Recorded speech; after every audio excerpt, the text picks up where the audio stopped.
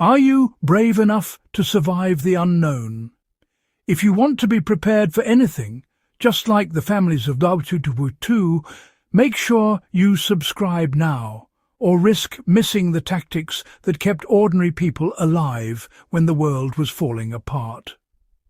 When we picture World War II, we often imagine soldiers and epic battles. But there was another front line, inside the ordinary British home. In cities like London and Coventry, families faced nightly air raids, plunging their homes into darkness and uncertainty. The blackout, meant to protect from bombers, also brought new dangers: chaos, fear, and the breakdown of normal life. For civilians, women, children, the elderly, the fight was personal, protecting their homes from bombs and opportunistic criminals. The resilience of families during the Blitz was a different kind of bravery. They adapted, innovated, and defended their homes with whatever they had. Their battlefield was the hallway. Their weapons were household objects, and their victory was surviving another night. This story explores the forgotten tactics of home defence, clever, improvised methods born of necessity. These weren't military strategies, but practical solutions shared among neighbours and passed down in whispers. They reveal a deeply human side of the war, the instinct to protect one's own, leading to extraordinary creativity. The survival of the family unit was as crucial to the war effort as any victory on the battlefield. In the silence after the bombs, the home became both sanctuary and battleground. Every night, families faced the unknown, relying on courage and ingenuity. Their story is a testament to the power of ordinary people in extraordinary times. Let's step inside and discover how they turned their homes into fortresses. The blackout shielded cities from bombers, but it also turned neighbourhoods into isolated, vulnerable islands. Darkness invited a new threat: looters and criminals who exploited the chaos.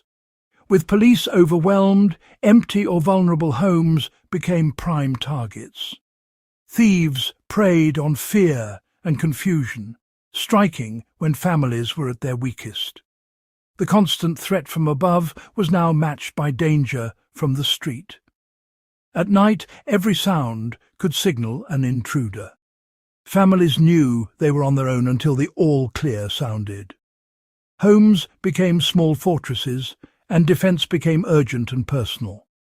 Locked doors weren't enough. Families needed new ways to deter and detect intruders. This necessity sparked a wave of improvised security measures, simple, ingenious, and effective.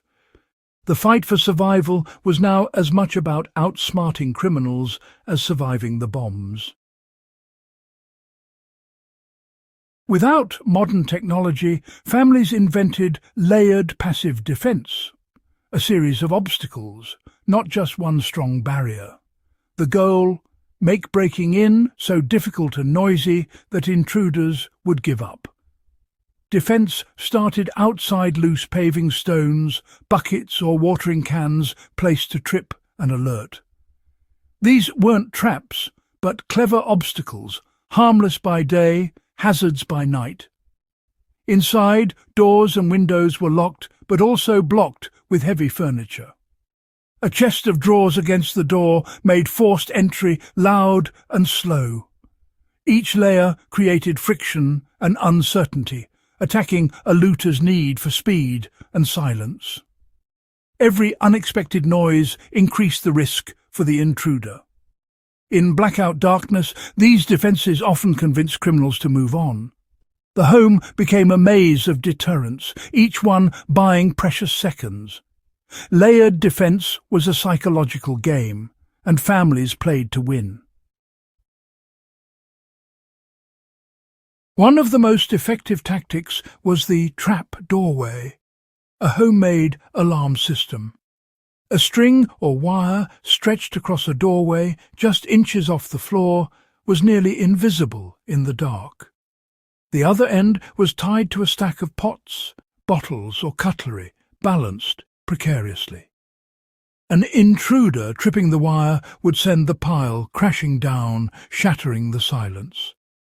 The sudden noise was a shock, alerting the family and terrifying the intruder. It told everyone exactly where the breach was. These traps used no electricity, just household items and clever thinking. The intruder's own movement triggered their discovery. For a looter, the sound was often enough to abandon the attempt. The house announced it was occupied and alert. Passive defense at its best. Simple, automatic, and highly effective. The trap doorway turned the tables on would-be thieves. The blackout was a double-edged sword, dangerous for all, but an advantage for those who knew their homes.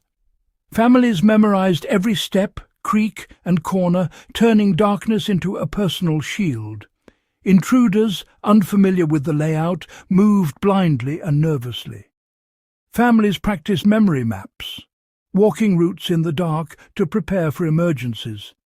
If woken by a noise, they could move silently, while intruders stumbled. Darkness became a weapon. A cough or a deliberate noise could make a single person sound like many. The uncertainty was unnerving for intruders. Were they alone or outnumbered? The house became a confusing maze, amplifying every fear. Families didn't need to confront intruders. They let the darkness and doubt do the work. In their own territory, the defenders always had the upper hand. Not all alarms were dramatic. Many were subtle, designed to quietly alert families to danger. Dried peas or marbles on the stairs would crunch or roll if stepped on, a tiny sound that meant everything. Glass bottles balanced on windows or doors would clink or fall if disturbed. These makeshift alarms were low-tech but highly effective. Every entry point became a sensor, every sound a warning. Families listened for these signals, ready to react. The house itself became an instrument, tuned to detect the slightest disturbance. These quiet alarms gave families precious time and information. Made from ordinary items, they were a testament to wartime ingenuity.